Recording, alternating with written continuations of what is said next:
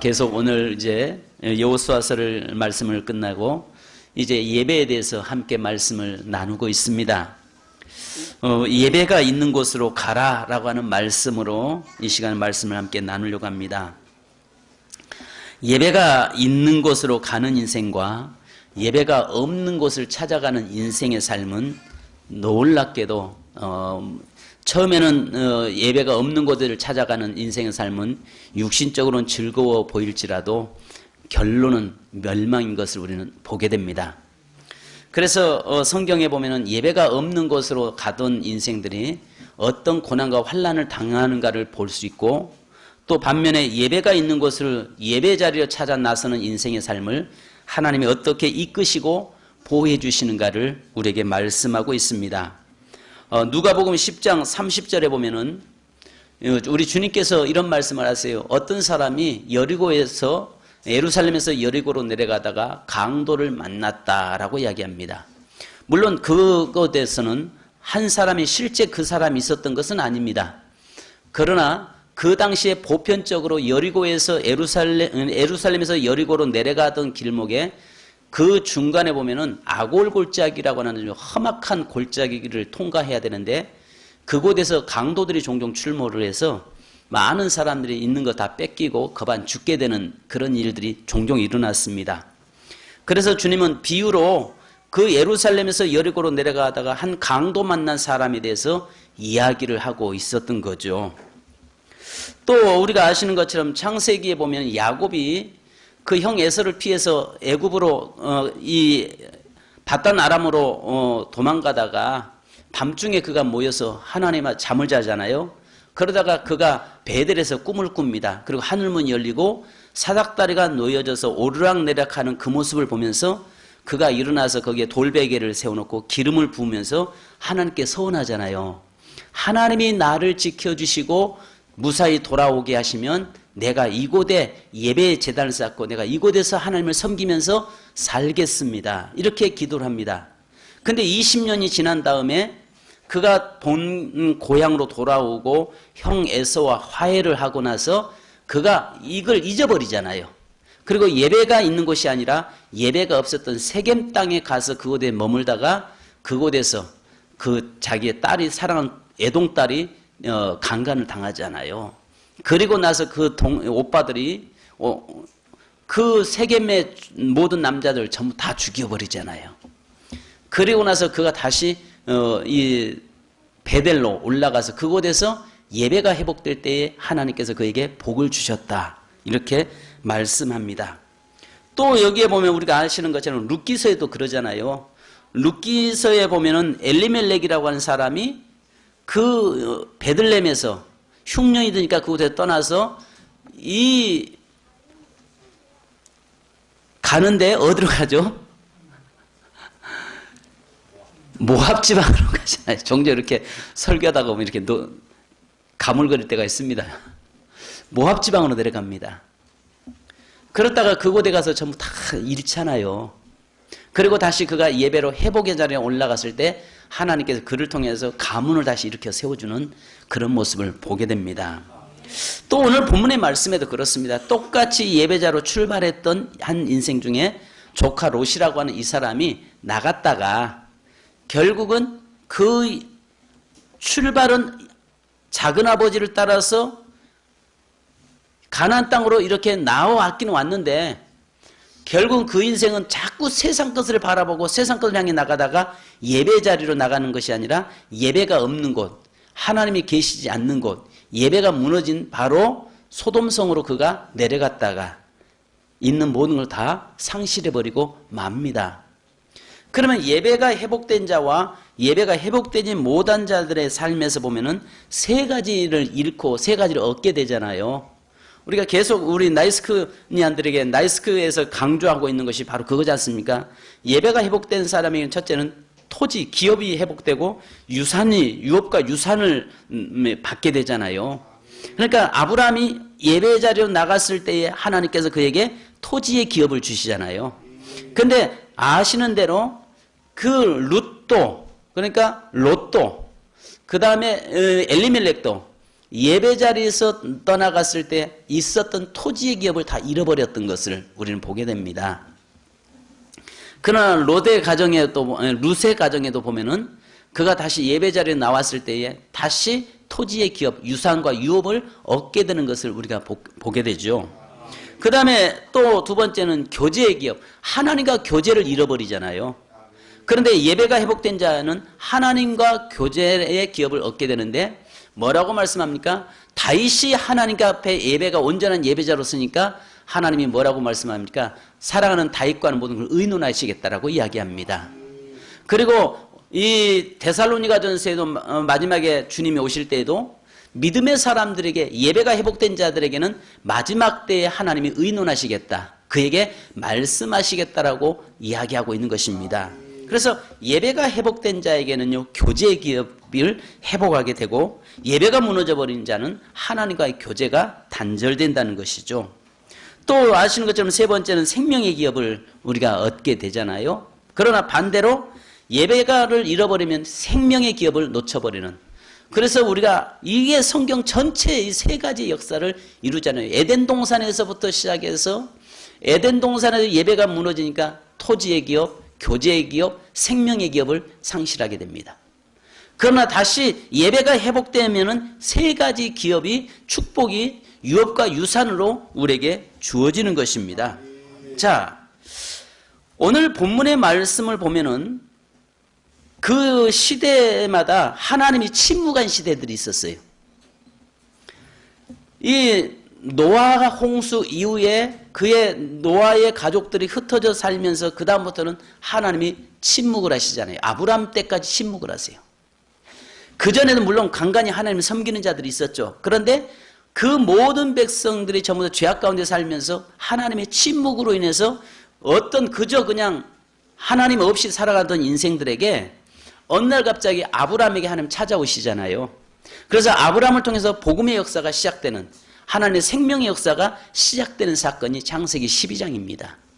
또 아시는 것처럼 우리가 세례 요한이 오기 전까지는 그 시대는 하나님의 이상도 꿈도 없는 마카비우스 시대였다고요. 400년 동안 그때는 하나님의 음성도 하나님의 꿈도 하나님의 어떤 선지자도 없었고 그런 영적 암흑기에 빠져들어갈 때가 있었어요. 그러다가 세례 요한이 등장하고 예수 그리스도가 이 땅에 오셔서 예배가 무너졌던 곳에 다시 예배를 회복시키는 일이 일어납니다. 자, 오늘 성경 본문의 말씀이 그 내용이거든요. 그래서 오늘 하나님께서는 예배자를 하나를 부르시는데, 불러서 하나님께서 그를 어떤 곳으로 이끌고 가십니까? 여기에 보니까 하란 땅 갈대아 우르에 있었던 그 한 인생을 불러다가 예배 장소가 있는, 예배가 있는 그 장소로 그를 이끌으시는데, 아시는 것처럼 거리가 1200km예요. 그러니까 1200km가 되는 그 장소로 하나님이 인도하십니다. 오늘 본문에서 예배 드려지는데 장소가 얼마나 중요한가를 우리에게 보여주고 있는 것입니다. 그래서 하나님은 갈대아 우르에서 가나안까지 가서 예배하라는 것입니다. 우리가 또 아시는 것처럼 이삭을 번제로 바치라고 하실 때도 사흘길을 가서 바치라고 말씀을 하세요. 아무 곳에서나 예배 드리는 것이 아니라 오늘 우리가 제단 쌓아야 할 곳이 있다는 것이죠. 그것은 거리가 멀고 가까운 것에서 문제가 되지 않는다는 것입니다. 하나님이 각자에게 우리에게 제단 쌓아야 할 곳이 있다라고 말씀하는데, 우리 세민교회 성도님들, 우리가 목숨 걸고 제단 쌓아야 할 곳은 여기입니다. 그래서 하나님께서 오늘 우리에게 물질을 들여서 건물을, 이 땅을 매입하게 되고, 또 내 물질을 들여서 건물을 건축하게 하고, 또 물질을 들여서 성물들을 준비하게 하고, 그래서 그곳에서 내 마음을 그곳에 두고 내가 이곳에서 하나님께 영광 돌리고 하나님께 예배자로 서게 하나님은 하셨다는 이야기죠. 그러면 그곳에서 하나님이 주시는 복을 우리는 누리는 저와 여러분이 되어야 합니다. 요즘은요, 많은 신자들이 교회에 안 나가면서도 하나님을 섬긴다라고 말합니다. 또 어떤 사람은 집에서 텔레비전을 통해서 대충 예배를 때우는 사람들도 있습니다. 요즘 텔레비전 채널만 돌리면 거기에 우리 기독교 채널들이 여러 개가 있잖아요.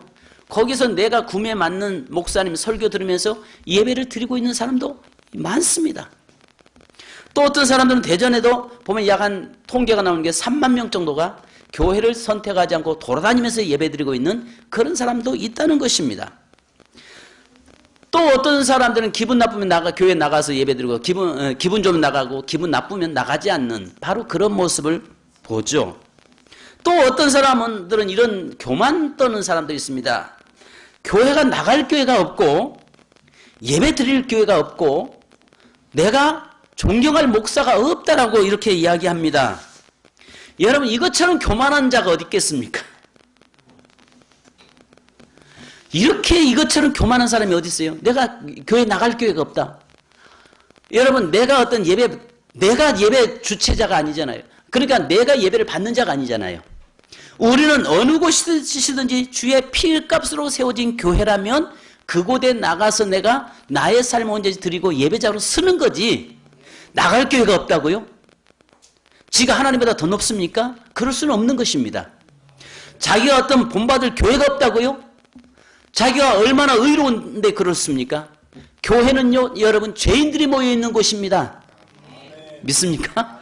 죄인들이 모인 것이고 허물 많은 자들이 모인 것이고 상처투성이의 성도들이 모여서 주님의 위로를 받고 주님의 예수 그리스도의 피로 깨끗하게 제사함 받는 것이 교회입니다. 여기에 거룩한 자 의로운 자는 교회에 올 이유도 없습니다. 하나님이 부르지도 않습니다.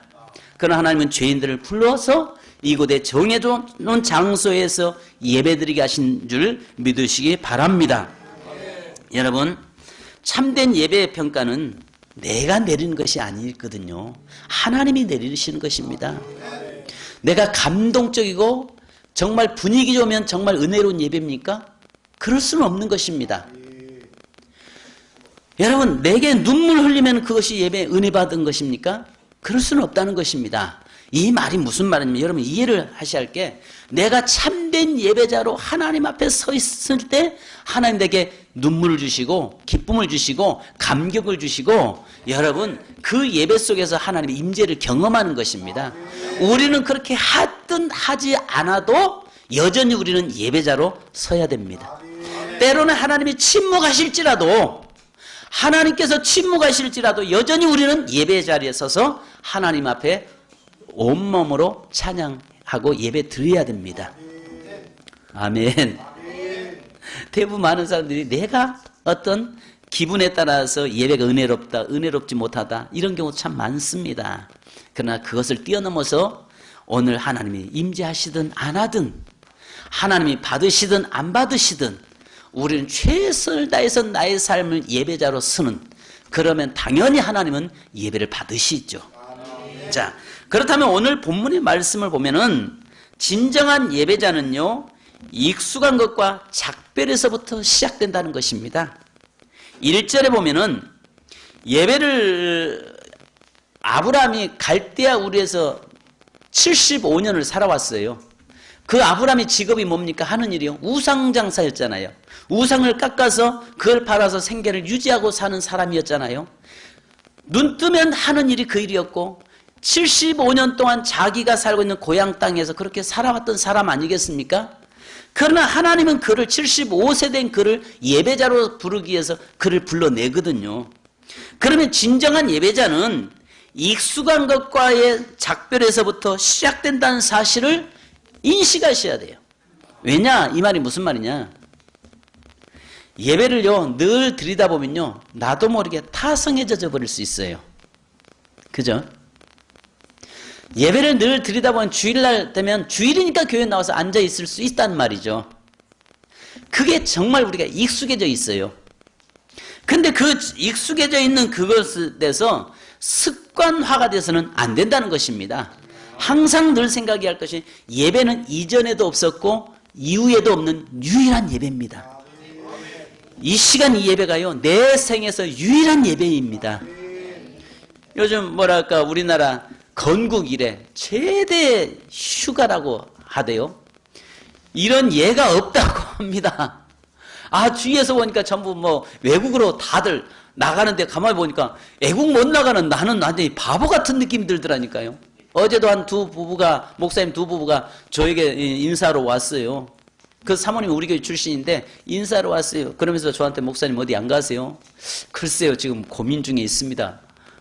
교회적으로 보아서는 교회 지켜야 될 것 같고 또 내 개인적으로 봐서는 좀 쉼도 필요해서 고향을 좀 다녀올까 생각도 합니다 했더만은 목사님 이럴 때 좀 가족들하고 회의를 나가셔야죠.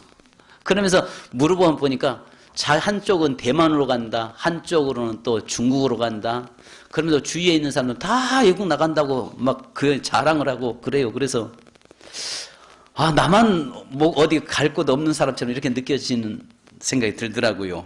그러나 우리가 여러분 생각해야 할 것은요, 이 긴 기간이라고 해서 우리가 뭘 생각해야 되면 예배라고 하는 개념 자체에서 우리는 이전에도 없고 이후에도 없는 우리나라의 건국 이래 최대의 휴가라고 이전에도 없고 이후에도 앞으로 없을 거라고 이야기는 하더라고요. 그것처럼 우리 예배는요, 이전에도 없고 이후에도 없는 유일한 예배라는 사실을 인식하시기 바랍니다. 이 예배를요, 항상 우리가 예배에 익숙한 자가 되어서는 안 된다는 것입니다. 예배 드릴 때마다 두렵고 떨림으로, 어떤 면에는 예배 드릴 때 하나님이 나에게 오늘 어떤 모습으로 나를 만나 주실 것인가 기대감 속에, 또 내가 온전하게 하나님의 예배 임재가 없을지라도 내 삶은 온전히 하나님 앞에 오늘이 마지막 예배라고 하는 그런 자세로 서 있는 저와 여러분이 되어야 될 줄로 믿습니다. 그래서 오늘 1절에 보면 떠나라고 이야기하고 있습니다. 여기에 보니까 너 아버지의 집을 떠나 내가 내게 보여줄 땅으로 가라. 여기에 떠나 이 말은요, 히브리어로 뭐뭐로부터 떠나가라 이 말입니다. 뭐뭐로부터 떠나라는 것입니다. 그러면 과거로부터 떠나가라, 습관으로부터 떠나가라, 죄악으로부터 떠나가라, 옛 생활로부터 떠나가라. 예배 시작은요, 거기에서 떠남에서부터 출발하는 것입니다. 익숙한 것에서부터 떠날 때 거기에서 진정한 예배가 시작되는 것입니다. 중요한 것은 성도 여러분, 내가 늘 어떤 면으로 보면 10년, 20년, 아니 태어날 때부터 평생을 70년, 80년을 예수 믿다 보면은 습관화돼 버릴 수 있어요. 물론 기도는 습관적으로 해야 됩니다. 그러나 예배는 습관화가 돼서는 안 됩니다. 항상 그 익숙한 것에서부터 떠남으로 예배가 시작되는 거예요. 하나님이 지금 75년 동안 그렇게 살고 있는 아브라함에게 익숙한 환경을 떠나서 온전히 하나님의 앞에 예배자로 세우기 위해서 하나님을 떠나게 만드시거든요. 거기서 나오게 하시거든요. 우리의 삶에 정말 익숙한 것으로부터 떠나서 늘 긴장하고 두렵고 떨림으로 하나님의 앞에 온전한 예배자로 쓰려고 하는 몸부림침이 일어나야 될 줄로 믿습니다. 두 번째는 오늘 본문의 말씀에 보면 예배자는 하나님 없는 곳에서 하나님이 계신 곳으로 가는 것입니다. 즉 예배가 없는 곳에서 예배가 있는 곳으로 가는 것이라 그 말입니다. 바로 성경의 족장을 보면요, 아브라함, 이삭, 야곱 이들은 항상 제단 쌓는 일을 소홀히 하지 않았습니다. 어느 곳에 가든지 그 인생에서요, 제단 쌓다가는 습관적으로 제단이 무너지고 나면 하나님의 징계가 임했어요. 그때마다 그들은 깨닫고 돌아서서 항상 더 나은 제단, 더 나은 예배 제단을 쌓기 위해서 늘 옮겨가는 그의 모습을 보게 됩니다. 오늘 여기에서 보니까 그가 예배가 없었던 곳이었잖아요. 갈대아 우르는 하나님의 죄악이 있었던 곳이잖아요. 그런데 그곳에서 하나님 불러다가 예배가 있는 곳, 가나안 땅에 그를 불러내신 것입니다. 성도 여러분, 갈대아 우르는요, 당시에 메소포타미아 문명이라고 해서요, 4대 문명의 발상지잖아요. 아브라함이 살고 있을 때가 가장 화려한 때였거든요. 근데 하나님은 그가 살기 좋은 그 땅에서 불러다가 척박한 땅, 가나안 땅까지 인도하시거든요. 왜냐하면 가나안 땅에는 거기가 하나님이 예배받으시는 장소였기 때문에 그렇습니다. 하나님이 예배받으시는 그 장소로 우리가 가서 그곳에서 온전하게 예배자로 쓸 수 있는 자가 되어야 될 줄 믿습니다. 그러니까 아브라함, 이삭, 야곱 그 족장들이 그랬습니다. 또 성경의 인물들을 보면은 예배 드리는 일을 소홀히 하지 않았던 것을 보게 되죠. 다니엘의 보면은 사자의 밥이 된다는 걸 알고 있잖아요. 근데 그가 하루에 3번씩 예루살렘을 향해서 창을 열어놓고 기도했더라라고 이야기하고 있어요. 그것은 뭘 이야기하냐면 그가 하루에 3번이라면 낮에 저녁에 아침에서 소재 드릴 때 하나님께 예배 드리는 그 시간에 그는 하나님께 예배자로 섰다는 이야기예요. 근데 하나님께 예배자로 설 때에 사자굴에 들어갈 줄을 알면서도 여전히 하나님 앞에 예배자로 서잖아요. 그로 인해서 내가 피해볼 줄 알고 그로 인해서 고통당할 줄 알면서도 그는 예배자로 서게 되는 것입니다. 제가 오래전에 그런 간증을 이야기를 들은 적이 있습니다. 이분이 군 출신입니다. 군 출신인데 이분이 이제 군대에서 제대를 하고 예편을 하고 이제 나와서 만두 가게를 하나를 차렸습니다. 근데 어떤 사람들이 하는 이야기가 군 납품으로 만두 가게를 이제 군 납품을 해야 되는데 당신이 군 출신이고 또 오랫동안 있었으니까 당신이 그 기한서를 가지고 오면 당신의 그 만두를 공장을 우리가 지원해서 군 납품업체로 선정하겠다 이야기를 한 겁니다. 근데 이 집사님이 얼마나 좋은 기회입니까? 얼마나 정말 하나님이 나에게 주신 축복이라고 생각을 한 것입니다. 근데 이 집사님께서 그 사람이 하는 이야기, 그때 당시에 좀 비리가 좀 있는 시대였다고 그래요. 그러면서 그 한 상사가 주일날 오시오 하는데 만두 그 기한서를 누라고 하니까 가서 보니까 기한서 이렇게 쌓여 있더랍니다. 근데 갖다 딱 보면 군 출신이시네요. 오랫동안 군복무 하셨네요. 계셨네요. 그러면 저희가 특별히 당신을 받을 테니까 주일날 그 사람 말로는 일요일날 11시에 오시오라고 하더라는 겁니다. 근데 11시에는 자기가 예배드리는 시간이잖아요. 하나님께 예배드리는 시간인데 이분이 그런 생각을 한 겁니다. 거기서 난색을 피면서 죄송합니다. 월요일날 오면 안 되겠습니까? 하니까 그 사람이 비웃으면 내가 당신이 군 출신이어서 특별히 봐주려고 11시에 일요일날 11시에 오라는데 배때기 기름 꼈구만. 그러면서 그냥 오든지 말든지 당연히 알아서 하시오 하고 이 문전박대를 하더랍니다. 이분이 오면서 다시 문 열고 들어가서 내가 주일날 내일 11시에 오겠습니다 하고 싶은 말이 여기까지 오는데 이미 자기는 주일날 11시에는 올 수 없습니다라고 말하고 나왔잖아요.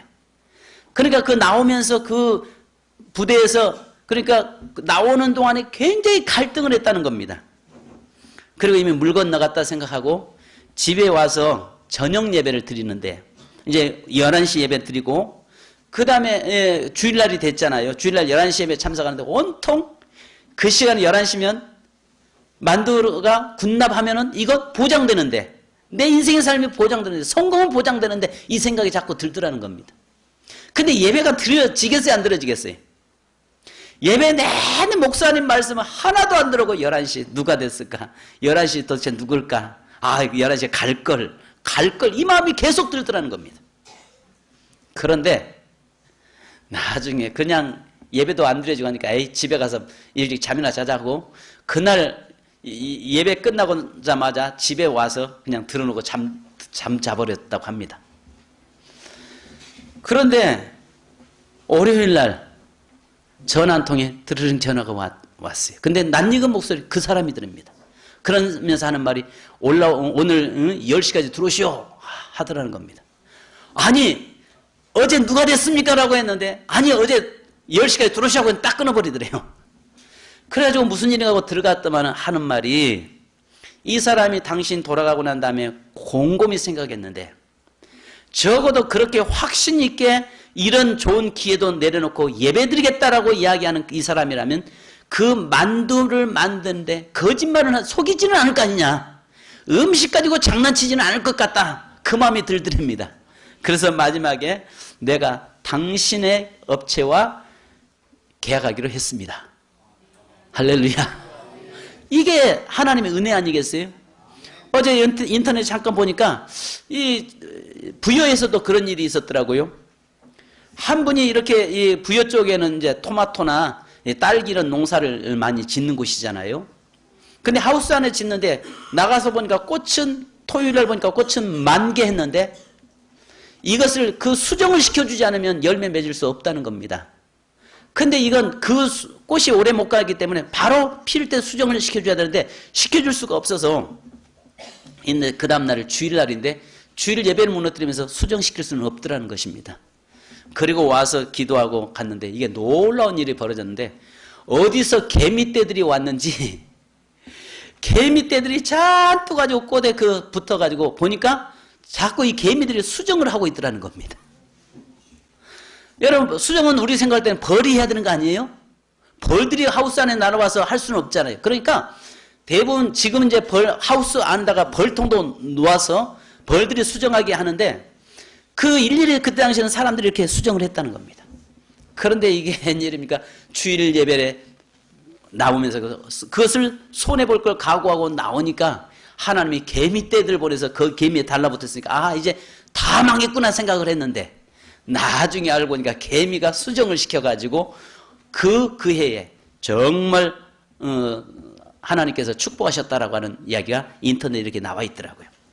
여러분, 오늘 우리의 삶에서 예배 자리로 예배가 없는 곳에서 예배가 있는 곳으로 나갈 때 그 힘들고 어려운 것 같습니다만 그러나 하나님은 그의 삶을 축복하시고 하나님께서는 그의 인생을 책임져 주신다는 사실입니다. 다니엘이 그런 거 아니겠습니까? 죽기를 각오하고 하나님께 예배를 무너뜨리지 않고 온전하게 예배자로 쓰니까 하나님께서 그를 국무총리로 세워놓으시잖아요. 우리의 삶에서 예배가 우선이 되기를 원합니다. 예배가 없는 곳에서 예배가 있는 곳으로 갈 수 있기를 바랍니다. 갈대아 우리에서는 예배가 없잖아요. 하나님이 계시지 않잖아요.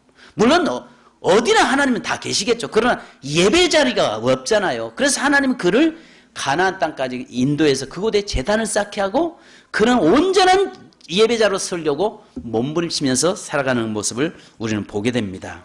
성도 여러분, 오늘 우리의 삶에 있어서 내 삶의 진정한 예배 중심의 삶이 되어야 할 줄로 믿습니다. 그래서 이전에는 아브라함의 인생 자기 중심의 삶을 살았다면 이제는 하나님의 부르심을 받고 이 자기 중심이 아니라 예배 중심으로 살아가는 그의 모습을 봅니다. 그래서 이사야서 47장 7절에 보면 내 이름으로 불러지는 모든 자 곧 내가 내 영광을 위하여 창조한 자를 오게 하라.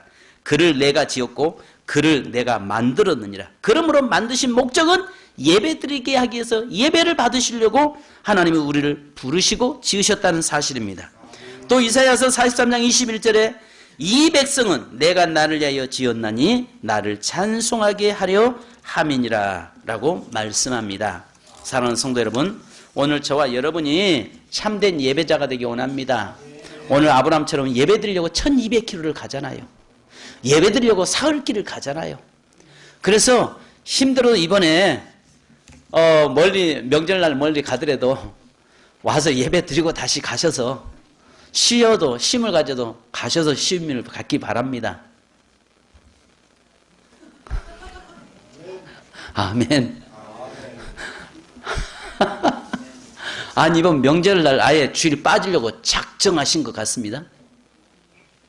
그럴 수 없어요. 1년 52주인데 한 주 빠졌다고 해서 뭐 하나님 앞에 큰일 나게 하겠어? 큰일 나죠. 큰일 나죠. 우리는요, 여러분, 한순간도 예배가 무너져서는 안 됩니다. 그러니까 이전에도 없었고 이후에도 없는 예배라는 것을 여러분 아시기 바랍니다. 아브라함은 참된 예배를 드리려고 1200km를 왔다니까요. 참된 예배를 드리기 위해서 사흘길을 가서 이삭을 바친다니까요. 우리나라 대전에서는요, 아무리 멀어도요 2시간 거리입니다. 그런데 아마 명절날 좀 길 막힌다고 생각해도 아무리 멀어도 하루 길밖에 안 됩니다. 밖에 가셨다가도 주일 예배 드리러 예배 재단에 나오셔서 온전한 예배자로 쓸 수 있기를 바랍니다. 그래서 하나님은 오늘도요 참된 예배자를 찾으시는 줄 믿으시기 바랍니다. 그래서 오늘 예배를 드리고 나니까 한 사람의 예배자가 결국 하나님은 그를 복의 근원 삼아 놓습니다. 복의 근원, 복의 축복의 사람으로 만들어 놓습니다. 또 바로 이 아브라함을 통해서 참된 축복의 예배자는요 가문을 살려냅니다. 아브라함을 통해서 지금 그 후손들이 예배자로 쓰므로 전 세계 하나님의 아름다운 축복을 누리고 사는 모습을 보게 되는 것입니다. 성도 여러분, 오늘 저와 여러분이 참된 예배자가 되기를 주님의 이름으로 축원합니다. 우리 찬송하시겠습니다. 주를 위한 이곳에 우리 찬송하시고 함께 기도하십시다. 주를 위한 이곳에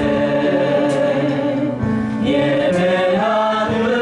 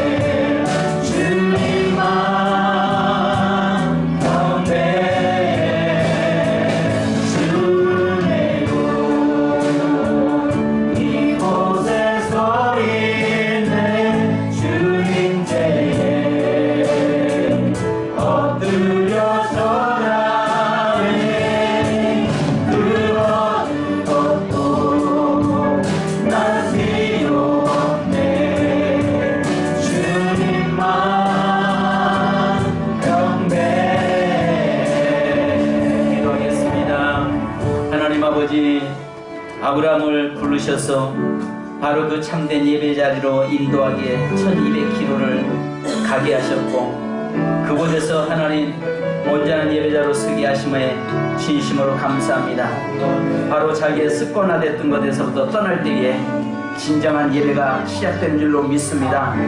오늘 하나님이 우리의 습관적인 것들을 버리게 하시고, 하나님 이전에도 없었고 이후에도 없는 유일한 예배인 것을 우리가 알게 하시고, 하나님 앞에 아름다운 예배자로 서게 도와주옵소서. 그러므로 해서 아브라함을 복의 근원 삼아주시고, 아브라함을 축복하는 자에게는 축복하며 아브라함을 저주하는 자는 저주하게 하셨던 하나님, 예배자를 축복하는 자에게는 하나님이 그에게도 축복하시고, 참된 예배를 드리는 자들을 저주하는 자에게는 그에게도 저주가 임한다고 말씀했사오니, 하나님 오늘 우리가 정해놓은 장소에서 온전하게 신령과 진정으로 하나님께 예배드리는 우리의 삶이 되도록 인도하여 주옵소서. 이번 추석 연휴 기간이 깁니다. 그럴지라도 하나님 우리 예배가 무너지지 않게 하시고 온전하게 하나님께 참된 예배자로 서도록 도우시고 인도하여 주옵소서. 우리 주 예수 그리스도의 이름으로 기도하옵나이다. 아멘. 다시